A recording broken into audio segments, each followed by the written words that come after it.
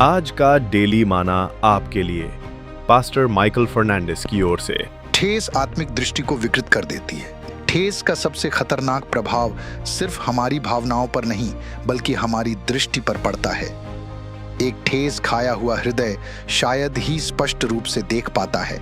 वह शब्दों, कार्यों और यहाँ तक कि परमेश्वर के व्यवहारों की व्याख्या भी सत्य के बजाय पीड़ा के दृष्टिकोण से करने लगता है।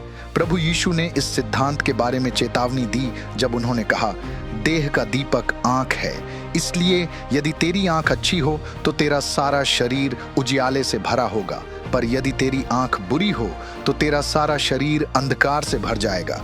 मत्ती 6:22-23। जब ठेस हृदय में प्रवेश करती है तो वह भीतरी दृष्टि को धुंधला कर देती है। तब समस्या परिस्थिति नहीं रहती, समस्या दृष्टिकोण बन जाती है। विवेक आत्मा का एक वरदान है, संदेह ठेस का परिणाम है।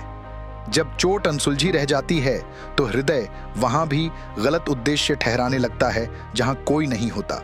तटस्थ कार्य व्यक्तिगत लगने लगते हैं, मौन शत्रुता पूर्ण लगता है, सुधार अस्वीकार जैसा महसूस होता है। प्रेरित पौलुस विश्वासियों को सावधान करते हैं क्योंकि हम उसकी युक्तियों से अनजान नहीं हैं। 2 कुरिन्थियों 2:11। शत्रु की सबसे प्रभावी युक्तियों में से एक यह है कि वह ठेस के उपयोग से विवेक को संदेह में बदल देता है। धीरे धीरे संगति को दूरी में और एकता को अलगाव में बदल देता है। यूहन्ना बपतिस्मा देने वाला इसका एक गंभीर उदाहरण है। उसने साहसपूर्वक यीशु को परमेश्वर का मेमना घोषित किया था, यूहन्ना 1:29।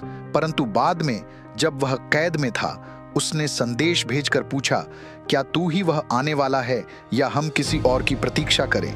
मत्ती 11:3। क्या बदल गया?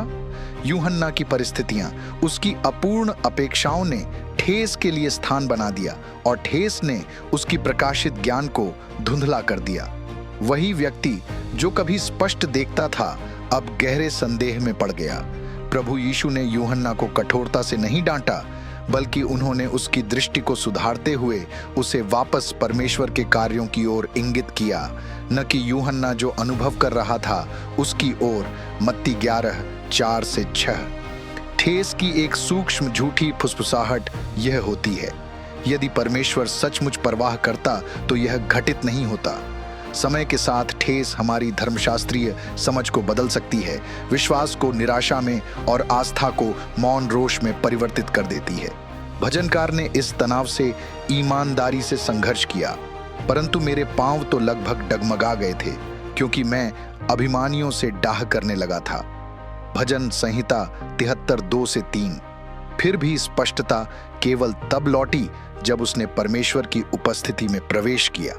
दृष्टि की पुनर्प्राप्ति चोट को दोहराने से नहीं बल्कि सत्य के साथ पुनः संरेखण से होती है। क्रूस पर ठेस अपनी शक्ति खो देती है। जब प्रभु यीशु स्वर्ग और पृथ्वी के बीच लटके हुए थे तो उन्होंने यह प्रार्थना करते हुए कहा, हे पिता, इन्हें क्षमा कर क्योंकि ये नहीं जानते कि क्या कर रहे हैं। लूका 23:34। क्षमा पीड़ा का इनकार नहीं है, यह पीड़ा को अपनी धारणा को परिभाषित करने से इनकार करना है। क्रूस हमें याद दिलाता है कि परमेश्वर कार्य कर सकते हैं तब भी जब चीजें अन्यायपूर्ण, विलंबित या गलत समझी गई लगती हैं। प्रेरित पौलुस घोषणा करते हैं, क्योंकि हमारा यह क्षणिक हल्का क्लेश हमारे लिए अनंत महिमा का और भी अधिक भार उत्पन्न कर रहा है। 2 कुरिन्थियों 4:17।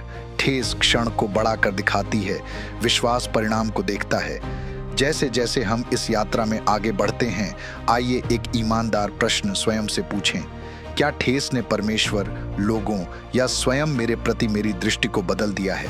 आइए हम सब अपने हाथ उठाएं और मेरे साथ मिलकर यह प्रार्थना करें, हे प्रभु, मेरी आत्मिक दृष्टि को शुद्ध कर के हर दृष्टिकोण को हटा दे और मेरे हृदय में स्पष्टता, सत्य और शांति को पुनः स्थापित कर। यीशु के नाम में, आमीन।